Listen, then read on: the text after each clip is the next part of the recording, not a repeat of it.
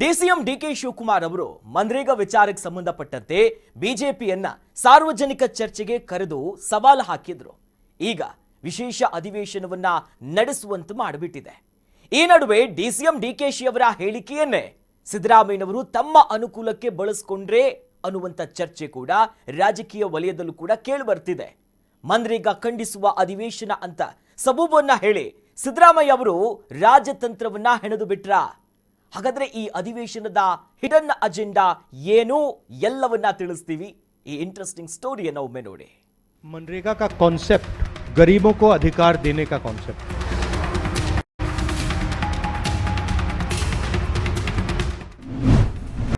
ದೆಹಲಿಯಲ್ಲಿ ರಾಷ್ಟ್ರೀಯ ಮನ್ರೇಗಾ ಕಾರ್ಮಿಕ ಸಮ್ಮೇಳನ. ಕರ್ನಾಟಕದಲ್ಲಿ ಮನ್ರೇಗಾ ಚರ್ಚೆಗೆಂದೇ ಕರೆದ ಅಧಿವೇಶನ.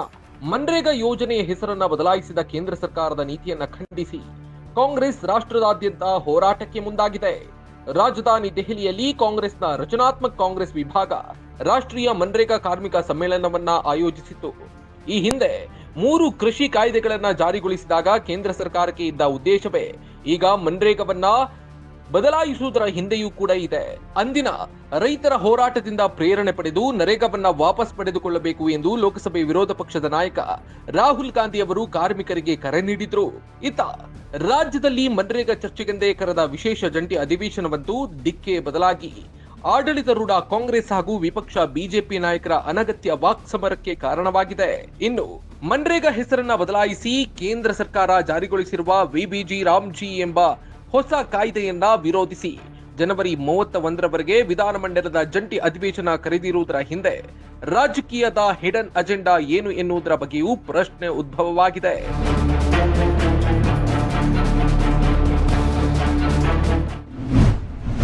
ಅಧಿವೇಶನದ ಹಿಂದೆ ಸಿಎಂ ಸಿದ್ದರಾಮಯ್ಯ ಅವರ ಚಾಣಾಕ್ಷ ನಡೆ. ದಾವೋಸ್ನಲ್ಲಿ ಡಿಸಿಎಂ ಡಿಕೆ ಶಿವಕುಮಾರ್ 2028ರ ಗುರಿ. ಅಧಿಕಾರ ಹಸ್ತಾಂತರದ ಚರ್ಚೆಯ ನಡುವೆ ಸಿಎಂ ಸಿದ್ದರಾಮಯ್ಯ ಅವರು ಕರೆದಿರುವ ವಿಶೇಷ ಜಂಟಿ ಅಧಿವೇಶನ ರಾಜಕೀಯ ವಲಯದಲ್ಲಿ ಚಾಣಾಕ್ಷ ನಡೆ ಎಂದೇ ವಿಶ್ಲೇಷಣೆಗೆ ವಿಷಯವಾಗ್ತಾ ಇದೆ. ಮನ್ರೇಗಾ ವಿಷಯಕ್ಕಾಗಿ ಕರೆದಿರುವ ವಿಶೇಷ ಅಧಿವೇಶನ ಮುಖ್ಯಮಂತ್ರಿಯಾಗಿ ಮುಂದುವರಿಯುವ ಸಿದ್ದರಾಮಯ್ಯ ಅವರ ಮಹತ್ವಾಕಾಂಕ್ಷೆಗೆ ಬೆನ್ನೆಲುಬಾಗಿ ನಿಲ್ಲಲಿದೆ ಎನ್ನುವುದರಲ್ಲಿ ಯಾವುದೇ ಅನುಮಾನವಿಲ್ಲ. ಮತ್ತೊಂದೆಡೆ ಉಪಮುಖ್ಯಮಂತ್ರಿ ಡಿಕೆ ಶಿವಕುಮಾರ್ ಅವರಿಗಿರುವ ಮುಖ್ಯಮಂತ್ರಿ ಆಗಬೇಕೆಂಬ ಮಹತ್ವಾಕಾಂಕ್ಷೆಯನ್ನ ಮುಂದೂಡಿದಂತಾಗಿದೆ. ಮನ್ರೇಗಾ ಬಗ್ಗೆ ಸಾರ್ವಜನಿಕ ಚರ್ಚೆಗೆ ಆಹ್ವಾನಿಸಿ ಬಿಜೆಪಿಗೆ ಸವಾಲೆಸೆದಿದ್ದ ಡಿಕೆ ಶಿವಕುಮಾರ್ ಅವರಿಗೆ ತಿರುಗೇಟು ನೀಡುವ ನಿಟ್ಟಿನಲ್ಲಿ ಬಿಜೆಪಿ ಜೆಡಿಎಸ್ ನಾಯಕರು ಪತ್ರಿಕಾಗೋಷ್ಠಿ ಕರೆದು ಕಾಂಗ್ರೆಸ್ ವಾದವನ್ನ ಟೀಕಿಸಿ ಸುಮ್ಮನಾದ್ರು. ಆದರೆ ಸಿಎಂ ಸಿದ್ದರಾಮಯ್ಯ ಅವರು ಒಂದು ಹೆಜ್ಜೆ ಮುಂದೆ ಹೋಗಿ ಸಂಪುಟ ಸಭೆ ಕರೆದ್ರು. ಮನ್ರೇಗಾ ಬಗ್ಗೆ 1 ದಿನದ ವಿಶೇಷ ಅಧಿವೇಶನದ ಪ್ರಸ್ತಾಪ ಮಾಡಿದ್ರು. ಸಂಪುಟ ಸದಸ್ಯರೆಲ್ಲರೂ 10 ದಿನಗಳ ಕಾಲ ಅಧಿವೇಶನ ನಡೆಯಲಿ ಎಂದು ಹೇಳಿದ್ರು. ಇವೆಲ್ಲದಕ್ಕೂ ಡಿಕೆ ಶಿವಕುಮಾರ್ ಅವರ ಸಾರ್ವಜನಿಕ ಚರ್ಚೆಗೆ ಬನ್ನಿ ಎಂಬ ಹೇಳಿಕೆಯೇ ಮುಖ್ಯ ಕಾರಣ ಎನ್ನುವುದರಲ್ಲಿ ಅನುಮಾನವೇ ಇಲ್ಲ. ಅಧಿವೇಶನದ ಉದ್ದೇಶ ಏನಾಗಿತ್ತು ಎನ್ನುವುದನ್ನು ಮರೆತು ಆಡಳಿತಾರೂಢ ಕಾಂಗ್ರೆಸ್ ಹಾಗೂ ವಿಪಕ್ಷಗಳು ವರ್ತಿಸಿದ್ದು ನಿಜಕ್ಕೂ ಸಭೆಯ ಚೌಕಟ್ಟಿಗೆ ಧಕ್ಕೆಯೇ ಸರಿ. ಈ ನಡುವೆ ಡಿಸಿಎಂ ಡಿಕೆ ಶಿವಕುಮಾರ್ ಮಾತ್ರ ಇವು ಯಾವುದೂ ಕೂಡ ಅರಿವೇ ಇಲ್ಲ ಎನ್ನುವಂತೆ ದಾವೋಸ್ನಲ್ಲಿ ವರ್ಲ್ಡ್ ಎಕನಾಮಿಕ್ ಫೋರಂನಲ್ಲಿ ಭಾಗವಹಿಸಿ ಎಂಎನ್ಸಿ ಕಂಪನಿಗಳಿಗೆ ಬೆಂಗಳೂರಿನಲ್ಲಿ ಹೂಡಿಕೆ ಮಾಡಿ ಎಂದು ಆಹ್ವಾನ ಕೊಟ್ಟಿದ್ದಲ್ಲದೆ ಕೆಲವು ಕಂಪನಿಗಳನ್ನ ಹೂಡಿಕೆ ಮಾಡುವತ್ತ ಮನಸ್ಸು ಮಾಡುವಲ್ಲಿಯೂ ಯಶಸ್ವಿಯಾದರು. ಭಾರತದ ಆರ್ಥಿಕತೆಯ ಬಗ್ಗೆ ವಿದೇಶಕ್ಕೆ ತೆರಳಿದ ಸಂದರ್ಭದಲ್ಲೆಲ್ಲ ರಾಹುಲ್ ಗಾಂಧಿ ಟೀಕೆ ಮಾಡ್ತಾ ಇದ್ರು. ಆದ್ರೆ ವಿಶ್ವ ಆರ್ಥಿಕ ವೇದಿಕೆಯಲ್ಲಿ ಡಿಸಿಎಂ ಡಿಕೆ ಶಿವಕುಮಾರ್ ಮಾತ್ರ ಇಂದು ಜಗತ್ತು ಭಾರತವನ್ನ ಹೆಚ್ಚಿನ ವಿಶ್ವಾಸದೊಂದಿಗೆ ನೋಡ್ತಾ ಇದೆ. ನಮ್ಮ ಸಾಧನೆಗಳ ಮೇಲೂ ಮುಂದೆ ಸಾಗುತ್ತಿರುವ ನಮ್ಮ ನಿರಂತರ ವೇಗದ ಮೇಲೂ ಜಾಗತಿಕ ವಿಶ್ವಾಸ ಹೆಚ್ಚುತ್ತಾ ಇದೆ ಎಂದು ಹಾಡಿ ಹೊಗಳಿದ್ರು. ಇದು ಮತ್ತೊಂದು ಮಜಲಿನ ರಾಜಕೀಯ ಚರ್ಚೆಗೂ ಕಾರಣವಾಗ್ತಾ ಇದೆ. ಒಂದೆಡೆ ಸಿದ್ದರಾಮಯ್ಯ ತಮ್ಮ ಸಿಎಂ ಪಟ್ಟ ಉಳಿಸಿಕೊಳ್ಳುವುದಕ್ಕೆ ನಾನಾ ಕಸರತ್ತು ಮಾಡ್ತಿದ್ರೆ, ಇನ್ನೊಂದೆಡೆ ಡಿಸಿಎಂ ತಮ್ಮ ಭವಿಷ್ಯವನ್ನ ದೂರದೃಷ್ಟಿಯಲ್ಲಿಟ್ಟುಕೊಂಡು ತಮ್ಮದೇ ಹೊಸ ತಂತ್ರಗಾರಿಕೆಯನ್ನ ಹೂಡ್ತಾ ಇದ್ದಾರೆ.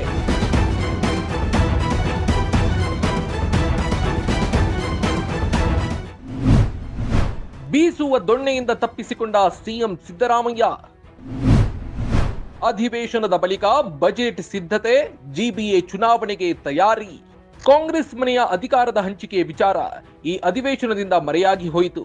10 ದಿನಗಳ ಕಾಲ ಅಧಿವೇಶನದಲ್ಲಿ ಬರೀ ವಾಕ್ಸಮರವೇ ನಡೆಯುತ್ತದೆ ಅನ್ನುವುದು ನಿಸ್ಸಂಶಯ. ಅಧಿವೇಶನದ ಬಳಿಕ ಬಜೆಟ್ ಅಧಿವೇಶನದ ಚರ್ಚೆ ಸಿದ್ಧತೆ ಮಾಡಿಕೊಳ್ಳಲೇಬೇಕಾಗ್ತದೆ. ಈ ಹಿಂದೊಮ್ಮೆ ಸ್ವತಃ ಸಿಎಂ ಸಿದ್ದರಾಮಯ್ಯ ಅವರೇ ಹೇಳಿರುವಂತೆ ಮಾರ್ಚ್ ಮೊದಲ ವಾರದಲ್ಲಿ ತಮ್ಮ ದಾಖಲೆಯ 17ನೇ ಬಜೆಟ್ ಅನ್ನು ಮಂಡಿಸುವ ಸಾಧ್ಯತೆ ಇದೆ. ಆ ಬಳಿಕ ಗ್ರೇಟರ್ ಬೆಂಗಳೂರು ಪ್ರಾಧಿಕಾರದ ನಗರ ಪಾಲಿಕೆಗಳ ಚುನಾವಣೆ ನಡೆಯಬೇಕಿದೆ. ಈಗಾಗಲೇ ಸುಪ್ರೀಂ ಕೋರ್ಟ್ ಜೂನ್ 30ರೊಳಗೆ ಚುನಾವಣೆ ನಡೆಸಬೇಕೆಂದು ಆದೇಶ ಮಾಡಿದೆ. ಚುನಾವಣಾ ಆಯೋಗ ಬ್ಯಾಲೆಟ್ ಪೇಪರ್ನಲ್ಲೇ ಚುನಾವಣೆ ನಡೆಯಲಿದೆ ಎನ್ನುವುದನ್ನ ಹೇಳಿದೆ. ಈ ಚುನಾವಣೆಯ ಹೊಸ್ತಿಲಿನಲ್ಲಿ ಅಧಿಕಾರ ಹಸ್ತಾಂತರ ಮಾಡುವ ಗೋಜಿಗೆ ಕಾಂಗ್ರೆಸ್ ಆಗಲಿ ಬಿಜೆಪಿ ಆಗಲಿ ಅಥವಾ ಯಾವುದೇ ರಾಜಕೀಯ ಪಕ್ಷ ಹೋಗುವುದಿಲ್ಲ ಎನ್ನುವುದು ಸ್ಪಷ್ಟ. ಹಾಗಾಗಿ ಅಬ್ಬಬ್ಬ ಅಂದ್ರು 5 ರಿಂದ 6 ತಿಂಗಳುಗಳ ಕಾಲ ಸಿಎಂ ಸಿದ್ದರಾಮಯ್ಯರ ಸ್ಥಾನ ಗಟ್ಟಿಯಾಗಿರುತ್ತದೆ ಎನ್ನುವುದು ನಿಶ್ಚಿತ ಎಂಬಂತೆ ಕಾಣಿಸ್ತಾ ಇದೆ.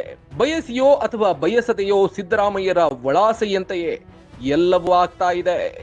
ಒಟ್ಟಿನಲ್ಲಿ ಈ ಅಧಿವೇಶನ, ಬಜೆಟ್ ಅಧಿವೇಶನ, ಜಿಬಿಎ ಚುನಾವಣೆಗಳ ನಡುವೆ ಸಿದ್ದರಾಮಯ್ಯ ಅವರಲ್ಲಿರುವ ಸಿಎಂ ಪಟ್ಟ ಅಬಾಧಿತ ಎನ್ನುವುದರಲ್ಲಿ ಸಂಶಯವೇ ಇಲ್ಲ. ಈ ನಡುವೆ ಸಿದ್ದರಾಮಯ್ಯರು ವಿಶೇಷ ಅಧಿವೇಶನ ಕರೆದಿರುವ ಹಿಡನ್ ಅಜೆಂಡಾ ಅಧಿಕಾರ ಉಳಿಸಿಕೊಳ್ಳುವ ತಂತ್ರದ ಭಾಗ ಎಂದೇ ವಿಶ್ಲೇಷಿಸಲಾಗ್ತಿದೆ ಎನ್ನುವುದಿಲ್ಲಿ ಮುಖ್ಯಾಂಶ. Shriraj Juvakwadi, special bureau head, Karnataka news beat, Bengaluru.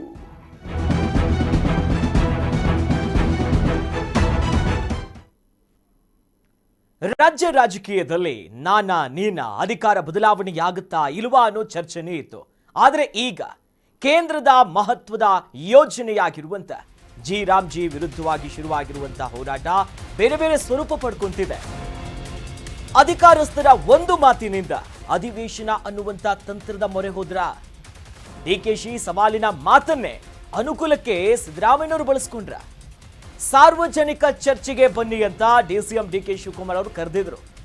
Congress ಸರ್ಕಾರದ ಅಧಿಕಾರ ಹಸ್ತಾಂತರದ ನಿರೀಕ್ಷೆಯ ಬದಲು ಈಗ ನಿರೀಕ್ಷೆ ಅದಲು ಬದಲು ಮಾಡಿಬಿಟ್ಟಿದೆ ಈ ವಿಶೇಷ ಅಧಿವೇಶನ. ಜಂಟಿ ಅಧಿವೇಶನದ ಹಿಂದಿನ ರಾಜ್ಯತಂತ್ರ ಏನಿರ್ಬೋದು ಗೊತ್ತಾ? ನೋಡಿ, ಸದ್ಯ ರಾಜ್ಯದಲ್ಲಿ ಚರ್ಚೆ ಆಗ್ತಿರೋ ವಿಚಾರ ಒಂದೇ. ಈಗ 10 ದಿನಗಳ ಕಾಲ ಅಂದ್ರೆ 22ನೇ ತಾರೀಕಿನಿಂದ 31ರವರೆಗೆ ರಾಜ್ಯ ಸರ್ಕಾರ ವಿಶೇಷವಾಗಿ ಒಂದು ಜಂಟಿ ಅಧಿವೇಶನವನ್ನ ಕರೆದಿದೆ.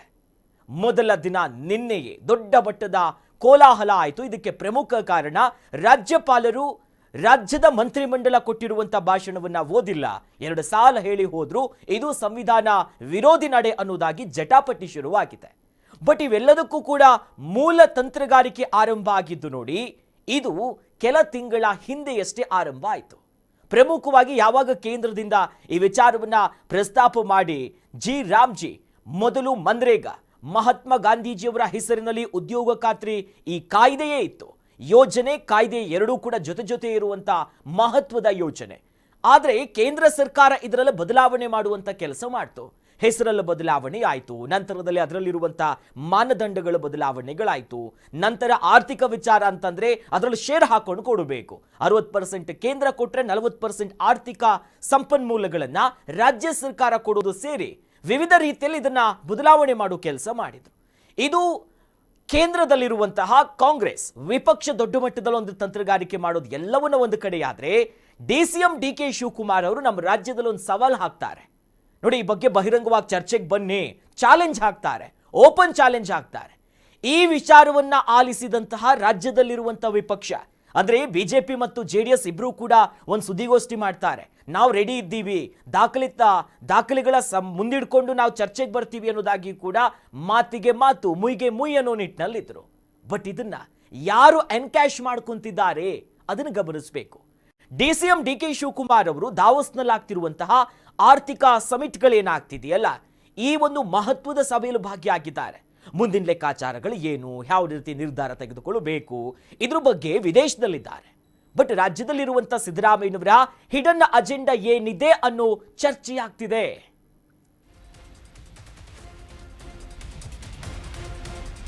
ಮತ್ತೊಂದು ಅಪ್ಡೇಟ್ ಇದೆ ನೋಡಿ, ಗಮನಿಸ್ತಾ ಹೋಗೋಣ. ಅಧಿಕಾರ ಹಸ್ತಾಂತರ ವದಂತಿಗೆ ಈಗ ಒಂದು ಅಂತಿಮ ಚುಕ್ಕಿಯನ್ನ ಇಟ್ಟುಬಿಟ್ರ. ಇದೇ ನೋಡಿ ಪ್ರಮುಖವಾಗಿರೋದು.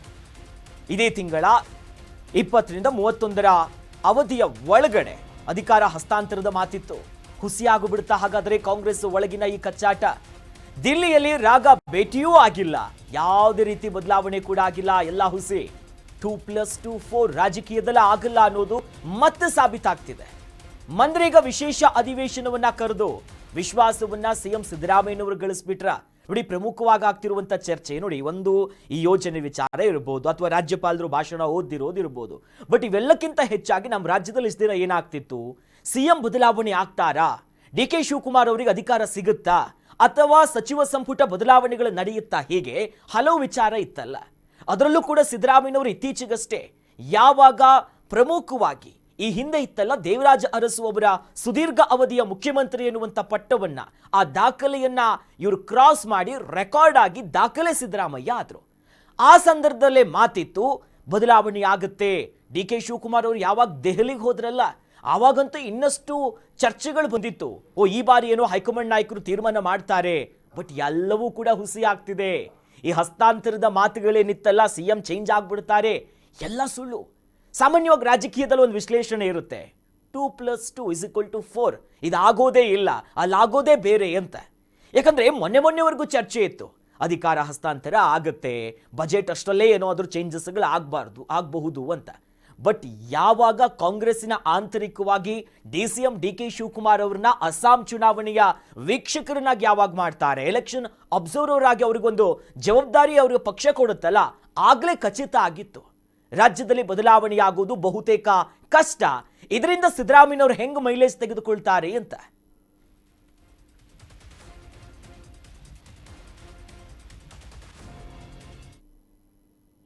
ಈ ವಿಶೇಷವಾಗಿರುವಂತ ಅಧಿವೇಶನದ ಹಿಂದೆ ಸಿದ್ದರಾಮಯ್ಯನವರ ಮಾಸ್ಟರ್ ಪ್ಲಾನ್ ಇದೆಯಾ, ಚಾಣಕ್ಷತೆ ಅಷ್ಟರ ಮಟ್ಟಿಗೆ ಇದೆಯಾ ಅನ್ನೋ ಚರ್ಚೆಗಳು ಮುನ್ನೆಲೆಗೆ ಬಂದಿದೆ. ವಿಶೇಷವಾಗಿರುವಂತಹ ರಾಜ್ಯದ ಈ ಜಂಟಿ ಅಧಿವೇಶನದ ಹಿಂದೆ ಸಿದ್ದರಾಮಯ್ಯನವರ ಪ್ಲಾನ್ ನೋಡಿ, ಚಾಣಕ್ಷತೆ. ಸಚಿವ ಸಂಪುಟದ ಮೂಲಕವೇ ಡಿ ಕೆ ಶಿವಕುಮಾರ್ ಅವರನ್ನ ಸೋಲಿಸ್ಬಿಟ್ರ. ಅನುಮಾನ ಬಾರದಂತೆ ಒಂದೇ ದಿನ ಅಧಿವೇಶನ ಸಾಕಂತದಾಗಿ ಪ್ರಸ್ತಾಪ ಆಯಿತು. ಆದರೆ ಸಚಿವರ ಮೂಲಕವಾಗಿಯೇ 10 ದಿನಗಳ ಕಾಲ ನಡೆಯಲಿ ಅಂತ ಹೇಳಿಸಿದ್ರ. DKಶಿಗೆ ಅನುಮಾನ ಬಾರದಂತೆ ಸಿದ್ದರಾಮಯ್ಯನವರು ನಡ್ಕೊಂಡ್ರ. ರಾಜಕೀಯ ಕುತೂಹಲಕ್ಕೆ ಕಾರಣ ಆಗಿಬಿಟ್ಟಿದೆ ಸಿದ್ದರಾಮಯ್ಯನವರ ನಡೆ. ಈ ಬಹಿರಂಗ ಚರ್ಚೆಗೆ ಬಿಜೆಪಿಗೆ ಅಥವಾ ವಿಪಕ್ಷಕ್ಕೆ ಕರೆದಿದ್ದೆ, ಸವಾಲು ಹಾಕಿದ್ದೆ DCM ಡಿ ಕೆ ಶಿವಕುಮಾರ್ ಅವರು. ಆದರೆ DCM ಅವರಿಗೆ ಪಕ್ಷ ಕೊಟ್ಟಿರುವಂಥ ಕೆಲಸ, ಜೊತೆಯಲ್ಲಿ ದಾವೋಸಿನ ಆರ್ಥಿಕ ದೊಡ್ಡ ಮಟ್ಟದ ಕಾರ್ಯಕ್ರಮಕ್ಕೆ ಹೋಗುವಂಥ ಜವಾಬ್ದಾರಿಗಳು, ಹೈಕಮಾಂಡ್ ನಾಯಕರನ್ನ ಭೇಟಿ ಮಾಡೋದಕ್ಕೆ ಯಾರು ರಾಹುಲ್ ಗಾಂಧಿ ಅವರೇ ಬನ್ನಿ ಅಂತ ಕರೆದು ಹೋಗಿದ್ರು, ಅವರನ್ನು ಭೇಟಿ ಮಾಡೋದಕ್ಕಾಗಿರಲಿಲ್ಲ. ದೀರ್ಘಾವಧಿಯ ಮುಖ್ಯಮಂತ್ರಿಯಾಗಿ ದಾಖಲೆ ಸಿದ್ದರಾಮಯ್ಯ ಆಗಿ ಬಜೆಟನ್ನು ಮಂಡನೆ ಮಾಡ್ತಾರೆ ಅಂತ ಹಿಂಟ್ ಯಾವಾಗ ಬಂತು, ಸಿದ್ದರಾಮಯ್ಯನವರು ಒಂದಿಷ್ಟು ಚರ್ಚೆ ಮಾಡ್ತಿದ್ರಲ್ಲ, ಆಗಲೇ ಅನುಮಾನಗಳಿತ್ತು ಸಿದ್ದರಾಮಯ್ಯನವರು ಏನೋ ಸೈಲೆಂಟ್ ಆಗಿ ಪ್ಲಾನ್ಗಳನ್ನ ಮಾಡ್ತಿದ್ದಾರೆ ಅಂತ. ಯಾಕಂದ್ರೆ ಒಂದಿನದ ಚರ್ಚೆ ಅಥವಾ ಅಧಿವೇಶನ ಮಾಡಬೇಕೇನೋ ಒಂದಿಷ್ಟು ರೂಪುರೇಷೆಗಳಿತ್ತು. ಬಟ್ ಯಾರಿಗೂ ಡೌಟ್ ಬರಬಾರ್ದು, ತಮಗಿರುವಂಥ ಶಾಸಕರ ಬೆಂಬಲ, ಸಚಿವರನ್ನೆಲ್ಲರನ್ನ ಒಳಗೊಂಡಂತೆ ಒಂದೇ ದಿನ ಅಧಿವೇಶನ ಆಗಬೇಕು ಅಥವಾ ವಿಶೇಷ ಸಭೆ ನಡೀಬೇಕೆನ್ನುವಂಥ ವಿಚಾರಗಳನ್ನ ಮೀರಿ ರಾಜ್ಯದಲ್ಲಿ ಜಂಟಿ ಅಧಿವೇಶನ 10 ದಿನಗಳ ಕಾಲ ಪ್ರಸ್ತಾಪ ಆಯ್ತಲ್ಲ, ಇದರ ಹಿಂದೆ ಈ ನಾಯಕತ್ವ ಬದಲಾವಣೆ ಆಗಬೇಕೆನ್ನೋ ಚರ್ಚೆಗೊಂದು ಬ್ರೇಕು. ಯಾಕಂದ್ರೆ ಡಿ ಕೆ ಶಿವಕುಮಾರ್ ಅವರ ಆಪ್ತ ವಲಯದ ಶಾಸಕರೆಲ್ಲ ಒಂದು ಡೇಟ್ ಎಲ್ಲ ಫಿಕ್ಸ್ ಮಾಡಿದ್ರು. ಇಂಥ ಡೇಟ್ಗೆ ಆಗುತ್ತೆ, ತಕ್ಷಣದಲ್ಲೇ ಆಗುತ್ತೆ, ಕ್ರಾಂತಿ ಆಗುತ್ತೆ, ನಾವು ಹೇಳ್ದಂತೆ ಆಗ ಹೋಯ್ತು ನೋಡಿ ಅನ್ನೋದಾಗಿಯೂ ಕೂಡ ಅನೇಕ ಶಾಸಕರು ಬಹಿರಂಗ ಹೇಳಿಕೊಟ್ಟಿದ್ರು. ಆದರೆ ಈಗ ಯಾವುದೂ ಅನುಮಾನ ಬಾರದಂತೆ ಸಿದ್ದರಾಮಯ್ಯನವರು ಏನಾದರೂ ತಂತ್ರಗಾರಿಕೆ ಮಾಡಿದ್ರಾ? ಒಟ್ಟಿನಲ್ಲಿ ಸಿದ್ದರಾಮಯ್ಯನವರ ಒಂದೊಂದು ನಡೆ ಈಗ ಕುತೂಹಲಕ್ಕೆ ಕಾರಣ ಆಗಿದೆ. ಈಗ ಇಡೀ ಸದನದಲ್ಲಿ ಹೈಲೈಟ್ ಆಗ್ತಿರೋದೇ ಸಿದ್ದರಾಮಯ್ಯನವರು, ಅವರ ಸಚಿವರು, ಅವರ ಶಾಸಕರು ಅವರ ಬೆಂಬಲಕ್ಕೆ ನಿಂತಿದ್ದಾರೆ. ಈಗ ನಾಯಕತ್ವ ಬದಲಾವಣೆ, ಕುರ್ಚಿ ಬಿಟ್ಕೊಡ್ತಾರನ್ನೋ ಚರ್ಚೆ ಇಲ್ಲ. 10 ದಿನಗಳ ಕಾಲ ಅಧಿವೇಶನವೇ ಈಗ ಸೆಂಟರ್ ಆಫ್ ಅಟ್ರಾಕ್ಷನ್ ಆಗಿದೆ. ಅಧಿವೇಶನ ಮುಗಿತಿದ್ದಂತೆ ಸೈಲೆಂಟ್ ಆಗಿರ್ತಾರ? ಇಲ್ಲ. ಸಿದ್ದರಾಮಯ್ಯನವರಿಗೆ ಅನೇಕ ಜವಾಬ್ದಾರಿ ಇದೆ. ಒಂದು ಕಡೆ ಆರ್ಥಿಕ ಇಲಾಖೆಯ ಜವಾಬ್ದಾರಿಯನ್ನು ಅವ್ರ ಹೆಗ್ಲಲ್ಲಿದೆ. 17ನೆಯ ಬಜೆಟ್ ಅನ್ನ ಕೂಡ ಮಾರ್ಚ್ನಲ್ಲಿ ಮಂಡನೆ ಮಾಡ್ತಾರೆ. ಬಜೆಟ್ ಅತ್ತ ಎಲ್ಲರ ಗಮನ ಇದೆ. ಬಜೆಟ್ ಬರುವಂತ ಸಂದರ್ಭದಲ್ಲಿ ಬದಲಾವಣೆ ಮತ್ತೊಂದು ಮಗದೊಂದು ಯಾವುದೇ ಕಾರಣಕ್ಕೂ ಕೂಡ ಯಾವ ರಾಜಕೀಯ ಪಕ್ಷದಲ್ಲೂ ಕೂಡ ನಡೆಯೋದಿಲ್ಲ. ಇದು ಸದ್ಯದ ಮಟ್ಟಿಗಿರುವಂತ ಒಂದು ಕುತೂಹಲ. ಅಷ್ಟೇ ಅಲ್ಲ, ಸಿದ್ದರಾಮಯ್ಯನವರಿಗೆ ಕೇರಳ ಎಲೆಕ್ಷನ್ ಇದೆಯಲ್ಲ ಇನ್ನೇನು ಕೆಲ ತಿಂಗಳಲ್ಲಿ, ಅದರ ಜವಾಬ್ದಾರಿಯನ್ನ ಕೂಡ ಸಿದ್ದರಾಮಯ್ಯನವರಿಗೆ ಕಾಂಗ್ರೆಸ್ ಪಕ್ಷ ಕೊಟ್ಟಿದೆ. ಪ್ರಚಾರಕ್ಕೆ, ಓಡಾಡೋದಕ್ಕೆ, ಸಂಘಟನೆಗೆ ಮತ್ತೊಂದು ಮಗದೊಂದು ಜವಾಬ್ದಾರಿಗಳು ಅಥವಾ ಅಹಿಂದ ವರ್ಗವನ್ನ ಸೆಳಿಬೇಕು ಕೇರಳದಲ್ಲಿ ಅನ್ನುವಂಥ ಲೆಕ್ಕಾಚಾರಗಳು ಕೂಡ ಇದೆ. ಇಷ್ಟೆಲ್ಲ ಇರೋ ಸಂದರ್ಭದಲ್ಲಿ ಯಾವ ಗೊಂದಲವೂ ಬೇಡ, ಮತ್ತೆ ಬಹಿರಂಗ ಹೇಳಿಕೆಯ ಜಟಾಪಟಿಯೂ ಬೇಡ ಅಂತ ಎಲ್ಲರನ್ನ ವಿಶ್ವಾಸಕ್ಕೆ ತೆಗೆದುಕೊಂಡು ಅಧಿವೇಶನದ ಮೂಲಕವಾಗಿಯೇ ಈ ಆಂತರಿಕ ಕಚ್ಚಾಟಗಳಿಗೆ ಒಂದು ಮುಲಾಮ್ ಹಚ್ಚುತ್ತಿದ್ದಾರಾ? ಇದು ಪ್ರಶ್ನೆಯಾಗಿ ಉಳಿದಿದೆ. ಮತ್ತಷ್ಟು ಅಪ್ಡೇಟ್ಸ್ಗಳು ಲಭ್ಯವಾಗ್ತಿದೆ. ಅಧಿವೇಶನದಿಂದ ಚರ್ಚೆಗೆ ಫುಲ್ ಸ್ಟಾಪ್ ಅನ್ನ ಹಾಕುವುದಕ್ಕೆ ಯತ್ನಿಸಲಾಗ್ತಿದೆ. ನಾಯಕತ್ವದ ಚರ್ಚೆ ಕೊನೆಗೊಳಿಸುವುದಕ್ಕೆ ರಾಗ ಮಾಸ್ಟರ್ ಪ್ಲಾನ್ ಮಾಡಿದೆ.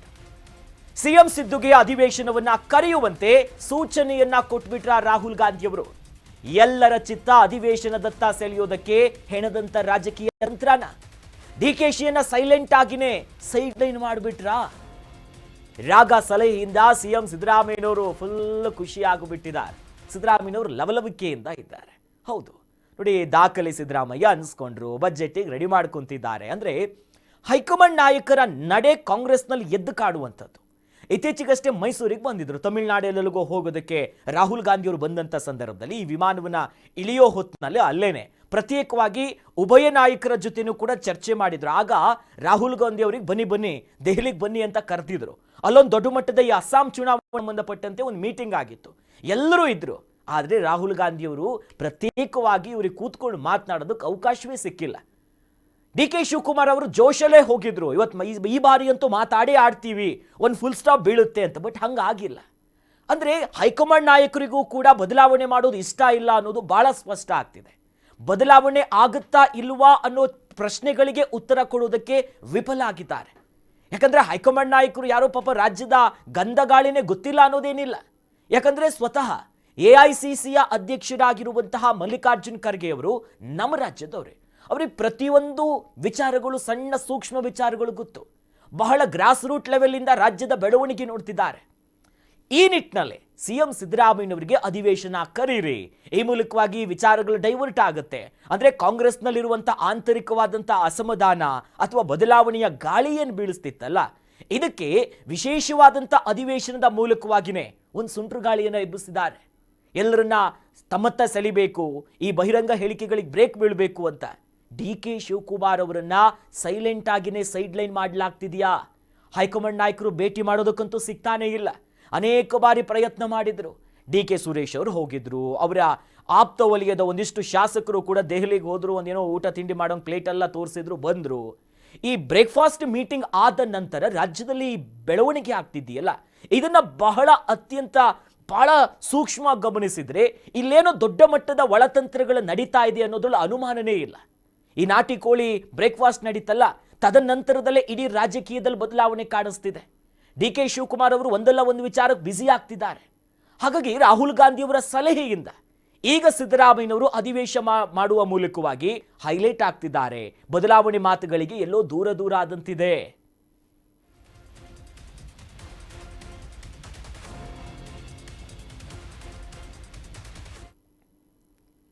ಅಧಿವೇಶನದ ನೆಪವನ್ನ ಹೇಳಿ ವಿಪಕ್ಷಗಳನ್ನ ಈಗ ಕಾಂಗ್ರೆಸ್ ಒಂದು ರೀತಿಯಾಗಿ ಮಣಿಸ್ತಾ ಇದೆ.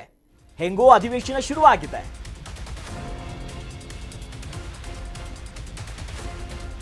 ರಾಜ್ಯದಲ್ಲಿ ಅಧಿವೇಶನದ ನೆಪ ಹೇಳಿ ವಿಪಕ್ಷಗಳನ್ನ ಮಣಿಸಿಬಿಟ್ಟಿದೆ ಕಾಂಗ್ರೆಸ್. ಕಾಲವನ್ನ ಉರುಳಿಸೋದಕ್ಕೆ ರಾಜ್ಯ ಸರ್ಕಾರ ಹೆಂದಿರುವಂತಹ ಒಂದು ವಿಶೇಷ ಅಧಿವೇಶನ. ಅಧಿಕಾರ ಹಂಚಿಕೆ ಎಂಬ ದೊಣ್ಣೆಯಿಂದ ತಪ್ಪಿಸಿಕೊಂಡಿದ್ದಾರೆ ಸಿದ್ದರಾಮಯ್ಯ. ರಾಜ್ಯಪಾಲರ ಭಾಷಣದ ಬಗ್ಗೆ ಕಾನೂನು ಸಮರವಿಲ್ಲದೆ ಇದು ಅಂತ್ಯ ಆಗುತ್ತೆ. ವಿಧಾನಸಭೆಯಲ್ಲಿ ಇವತ್ತು ರಾಜ್ಯಪಾಲರ ಭಾಷಣಕ್ಕೆ ವಂದನಾ ನಿರ್ಣಯ ಕೈಗೊಂಡ್ರು. ಯಾರು? ಶಾಸಕ ಪೊನ್ನಣ್ಣ, ಜೊತೆಯಲ್ಲಿ ಪ್ರದೀಪ್ ಈಶ್ವರರು. ಬಿಜೆಪಿ ನಾಯಕರ ಆಕ್ಷೇಪಗಳ ನಡುವೆಯೂ ಕೂಡ ವಂದನಾ ನಿರ್ಣಯ ಆಯಿತು. ಇದು ನೋಡಿ, ಬಿಜೆಪಿ ಟೀಕೆಯಿಂದ ತಪ್ಪಿಸಿಕೊಳ್ಳೋದಕ್ಕೆ ಕಾನೂನು ಸಮರಕ್ಕೂ ಒಂದು ಫುಲ್ ಸ್ಟಾಪ್ ಹಾಕ್ತಾರಾ ಅನ್ನೋದು. ನೋಡಿ, ವಂದನಾ ನಿರ್ಣಯ ಆಯಿತು ಇವತ್ತು. ಪ್ರಮುಖವಾಗಿ ನೋಡಿ, ಬಿಜೆಪಿ ಗಟ್ಟಿಯಾಗಿ ಇವತ್ತು ಧ್ವನಿ ಮಾಡಿ ಕೇಳ್ತಿರೋದು ಎರಡೇ ವಿಚಾರ. ಒಂದು, ರಾಜ್ಯಪಾಲರನ್ನ ಬೀಳ್ಕೊಡುವ ಸಂದರ್ಭದಲ್ಲಿ ಅಥವಾ ಅವರು ನಿರ್ಗಮಿಸುವ ಸಂದರ್ಭದಲ್ಲಿ ಸರಿಯಾಗಿ ನಡವಳಿಕೆಯನ್ನ ತೋರಿಲ್ಲ ಕಾಂಗ್ರೆಸ್ನವರು. ಇದು ರಾಜ್ಯಪಾಲರಿಗಿರುವಂತಹ ಶಿಷ್ಟಾಚಾರದ ಉಲ್ಲಂಘನೆಗಳಾಯಿತು. ಇದು ಸಂವಿಧಾನ ವಿರೋಧಿ ನಡೆ. ಅನೇಕರನ್ನ ಅಮಾನತು ಮಾಡಬೇಕು. ಯಾಕಂದ್ರೆ ಪ್ರಮುಖವಾಗಿ ಬಿ.ಕೆ. ಹರಿಪ್ರಸಾದ್ ಅವರು ಬೆರಳೆಲ್ಲ ತೋರಿಸಿದ್ರು, ಅಲ್ಲಿ ಮುಂದೆ ಬಂದಿದ್ರು, ತಡೆಯೋತ್ ನೋಡಿದ್ರು. ಇವರನ್ನ ಅಮಾನತು ಪಡಿಸಬೇಕು ಅನ್ನೋದು ಒಂದು. ಮತ್ತೊಂದು ಕಡೆಯಲ್ಲಿ ಈಗ ಏನೇನು ರಾಜ್ಯದಲ್ಲಿ ಆಗ್ತಿದೆಯಲ್ಲ, ಕೆಲ ಪ್ರಮುಖ ಭ್ರಷ್ಟಾಚಾರದ ಆರೋಪ, ಇಲಾಖೆ ವಿಚಾರಗಳು ಇನ್ನೂ ಕೂಡ ಮುಖ್ಯವಾಗಿ ಪ್ರಸ್ತಾಪ ಆಗಿಲ್ಲ. ಇದೇ ಜಂಜಾಟದಲ್ಲೇ ಇದ್ದಾರೆ. ಅಂದ್ರೆ ಒಂದು ರೀತಿ ಕಾಲಹರಣವನ್ನ ರಾಜ್ಯ ಸರ್ಕಾರ ಮಾಡ್ತಿದೆಯಾ, ಅಥವಾ ಹೈಕಮಾಂಡ್ ನಾಯಕರು ಅಂಥದ್ದೊಂದು ನಿರ್ದೇಶನ ಕೊಟ್ಟಿದ್ದಾರಾ, ಅಥವಾ ಕಾಂಗ್ರೆಸ್ನಲ್ಲೇ ಬದಲಾವಣೆ ವಿಚಾರ ಇತ್ತು, ಇದು ಕಡಿಮೆ ಆಗ್ತಿದೆಯಾ? ಭ್ರಷ್ಟಾಚಾರ ಆದಾಗ ಚರ್ಚೆ ಮಾಡ್ತೀನಿ ಅಂತಂದ್ರೆ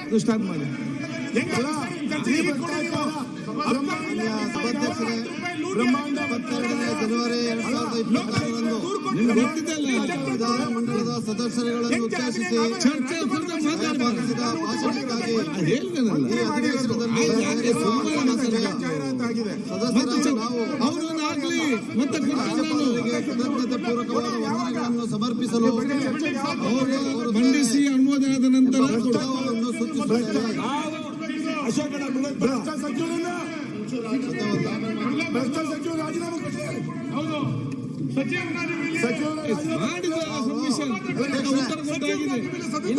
ತೀರ್ಮಾನ ಮಾಡ್ಕೊಂಡು ಗಲಾಟೆ ಮಾಡಕ್ಕಿಂತ ದಯವಿಟ್ಟು ಸ್ಟಾರ್ಟ್ ಮಾಡಿ. ಸಚಿವರ ರಾಜೀನಾಮೆ ಅವ್ರು ರಾಜೀನಾಮೆ ತಗೊಳ್ಳಿ, ಸದನ ನಡೆಸಿ. ಅವ್ರು ರಾಜೀನಾಮೆ ಅವ್ರು ಇಲ್ಲಿದ್ಕೊಂಡು ನಮ್ಮ ಕೇಳಕ್ಕಾಗಲ್ಲ.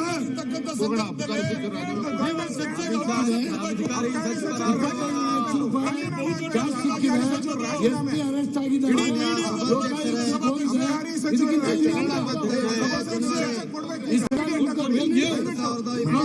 ಸಂಬಿಷನ್ ಮಾಡ್ರಿ, ನಾವು ರೂಲಿಂಗ್ ಕೊಟ್ಟಿದ್ದೇನೆ. ಮಾತಾಡಿ. ಇದು ದೊಡ್ಡ ಸ್ಕ್ಯಾಂಡಲ್. ಒಂದು 4,000 ಕೋಟಿ ನೀವು ಸಭಾಧ್ಯಕ್ಷರೇ ನೋಡಿ, ಇಲ್ಲಿ ಇಡೀ ರಾಜ್ಯದಲ್ಲಿ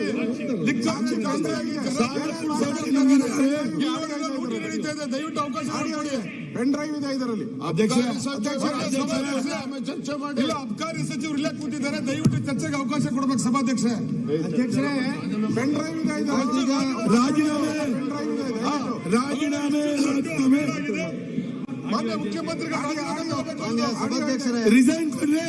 22 ಜನವರಿ 2026ರಂದು ವಿಧಾನಮಂಡಲದ ಸದಸ್ಯರುಗಳನ್ನು ಉದ್ದೇಶಿಸಿ ದಯಪಾಲಿಸಿದ ಭಾಷಣಕ್ಕಾಗಿ ಸಚಿವರು ಅಧಿವೇಶನದಲ್ಲಿ ಸೇರಿರುವ ವಿಧಾನಸಭೆಯ ಸದಸ್ಯರಾದ ದೊಡ್ಡ ಭ್ರಷ್ಟಾಚಾರ ನಡೆದಿದೆ. ರಾಜ್ಯಪಾಲರಿಗೆ ಕೃತಜ್ಞತಾ ಪೂರ್ವಕವಾದ ವಂದನೆಗಳನ್ನು ಸಮರ್ಪಿಸಲು ಅಪ್ಪಣೆ ಕೋರುತ್ತೇವೆ ಎಂಬ ಪ್ರಸ್ತಾವವನ್ನು ಸೂಚಿಸುತ್ತೇನೆ.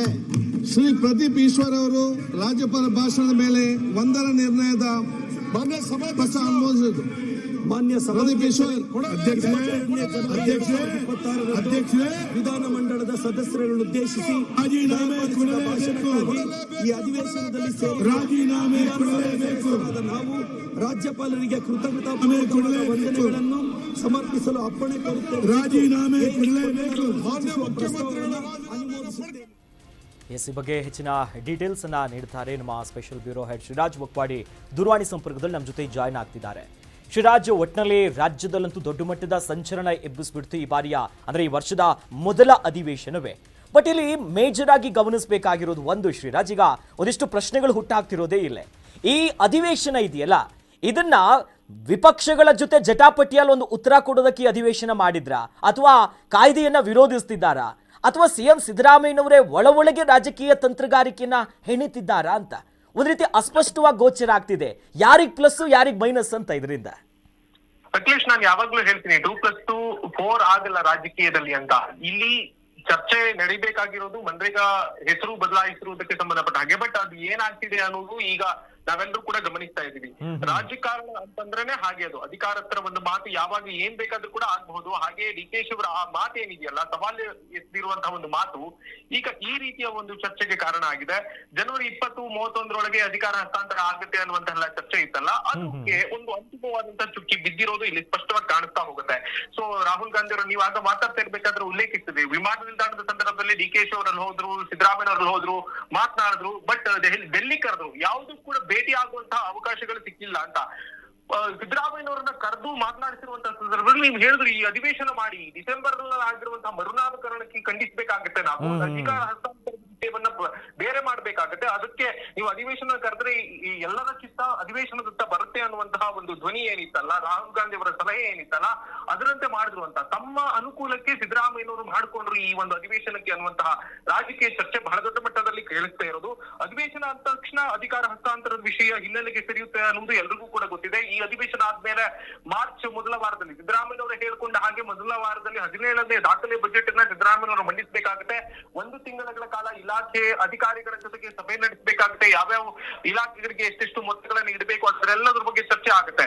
ಅದಾದ ಬಳಿಕ ಚುನಾವಣೆ ನಡೆಯುತ್ತೆ. ಸುಪ್ರೀಂ ಕೋರ್ಟ್ ಆದೇಶ ನೀಡಿದೆ, ಚುನಾವಣೆ ಬಂದ ಸಂದರ್ಭದಲ್ಲಿ ಈ ತರದ ಬದಲಾವಣೆ ಆಗ್ಲಿ ಅಥವಾ ಹಸ್ತಾಂತರ ಆಗ್ಲಿ ಯಾವ್ದು ಕೂಡ ನಡೆದಕ್ಕೆ ಖಂಡಿತವಾಗಿ ಸಾಧ್ಯನೇ ಇಲ್ಲ. ಅದು ಕಾಂಗ್ರೆಸ್ ಇರ್ಲಿ, ಬಿಜೆಪಿ ಇರ್ಲಿ ಅಥವಾ ಇನ್ಯಾವುದೇ ಪಕ್ಷ ಇರ್ಲಿ, ಅದ್ ಮಾಡುವಂತಹ ಗೋಜಿಗೆ ಹೋಗೋದೇ ಇಲ್ಲ. ಹಾಗಾಗಿ ಸಿದ್ದರಾಮಯ್ಯನವರು ಮಿನಿಮಮ್ 5 to 6 months ಯಾವುದೇ ಬಾಧಿತ ಇಲ್ಲದೆ ಇರುವಂತಹ ಅವ್ರು ಇರ್ತಾರೆ ಅನ್ನೋದು ಇಲ್ಲಿ ಮುಖ್ಯವಾಗಿ ಕಾಣಿಸ್ತಾ ಹೋಗುತ್ತೆ.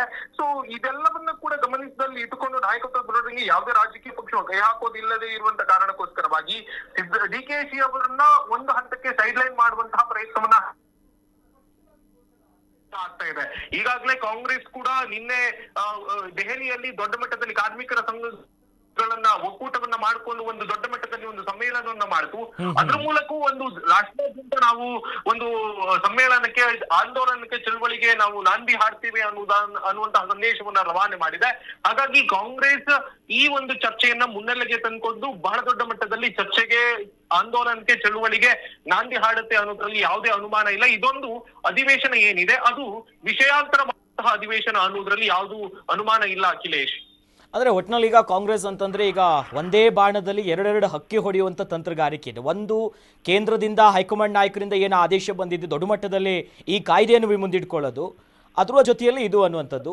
ಎಸ್, ಥ್ಯಾಂಕ್ ಯು ಶ್ರೀರಾಜ್ ತಮ್ಮೆಲ್ಲ ಮಾಹಿತಿಗೆ. ಅಂದರೆ ನಾನು ಆಗಲೇ ಹೇಳ್ತಾ ಇದ್ದೆ, ಸದ್ಯ ಗಮನಿಸಬೇಕಾಗಿರೋದು ಕಾಂಗ್ರೆಸ್ಸಿನ ಮುಂದಿನ ನಡೆಯ ಬಗ್ಗೆ. ಯಾಕಂತಂದರೆ ಒಂದು, ಹೈಕಮಾಂಡ್ ನಾಯಕರು ಹೇಳಿದ್ದಾರೆ ಈ ವಿಚಾರವನ್ನು ದೊಡ್ಡ ಮಟ್ಟಕ್ಕೆ ತೆಗೆದುಕೊಂಡು ಹೋಗಬೇಕು, ಸಾರ್ವಜನಿಕವಾಗಿ ಚರ್ಚೆ ಆಗಬೇಕು ಅಂತ.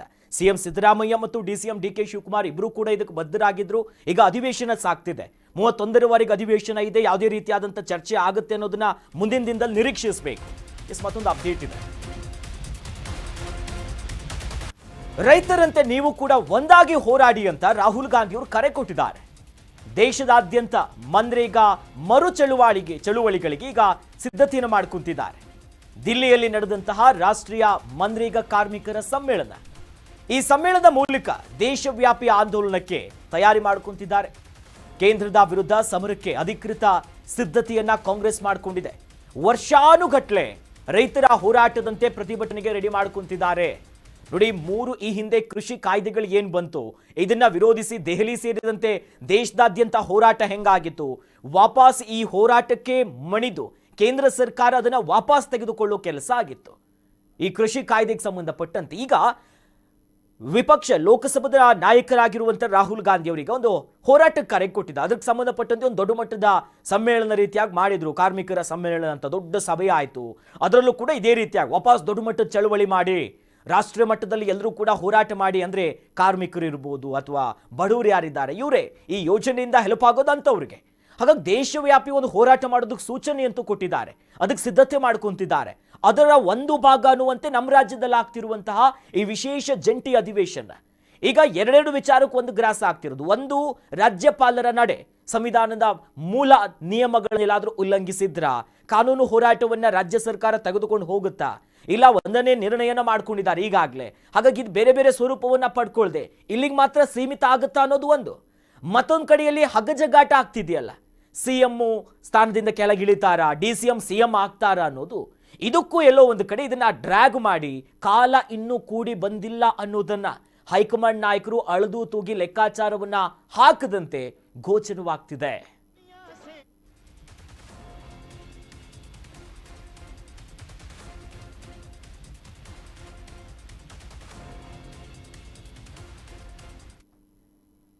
ನೋಡಿದ್ರಲ್ಲ ವೀಕ್ಷಕರೇ, ಒಂದು ಯೋಜನೆ ಈಗ ಹಲವು ಹೋರಾಟಕ್ಕೆ ಕಾರಣವಾಗ್ಬಿಟ್ಟಿದೆ. ಅದರಲ್ಲೂ ಕೂಡ ಕಾಂಗ್ರೆಸ್ ಅಂತೂ ದೊಡ್ಡ ಮಟ್ಟದ ಹೋರಾಟಕ್ಕೆ ಸಿದ್ಧತೆ ಮಾಡಿಕೊಂಡಿದೆ. ರಾಜ್ಯದಲ್ಲೂ ಕೂಡ ಅಧಿವೇಶನ ಸಾಗ್ತಿದೆ. ಅಧಿವೇಶನ ಅಂತ್ಯ ಆಗೋವರೆಗೂ ರಾಜ್ಯದ ಜನರಿಗೆ ಇದರಿಂದ ಒಂದು ಸ್ಪಷ್ಟನೆ ಸಿಗುತ್ತಾ, ಹೊಸ ಯೋಜನೆ ಏನು ಹೇಳುತ್ತೆ, ಹಳೆಯ ಯೋಜನೆ ಹೆಸರನ್ನ ಬದಲಾಯಿಸೋದ್ರೇನಾದ್ರೂ ತಪ್ಪಿದೆಯಾ ಇಲ್ವಾ ಅಂತ. ಈ ಅನಾವಶ್ಯಕವಾದಂಥ ಕಚ್ಚಾಟಗಳ ಬದಲು ನಾಡಿನ ಜನತೆಗೆ ಒಂದು ಸ್ಪಷ್ಟತೆಯನ್ನ ಕೊಡ್ಲಿ ಅನ್ನೋದು ನಮ್ಮ ಆಶಯ. ಇದಾಗಿತ್ತು ಈ ಹೊತ್ತಿನ ವಿಶೇಷ. ನೋಡ್ತಾ ಇರಿ ಕರ್ನಾಟಕ ನ್ಯೂಸ್ ಬೀಟ್. ನ್ಯಾಯ ನಮ್ಮೊಂದಿಗೆ, ನಾವು ನಿಮ್ಮೊಂದಿಗೆ.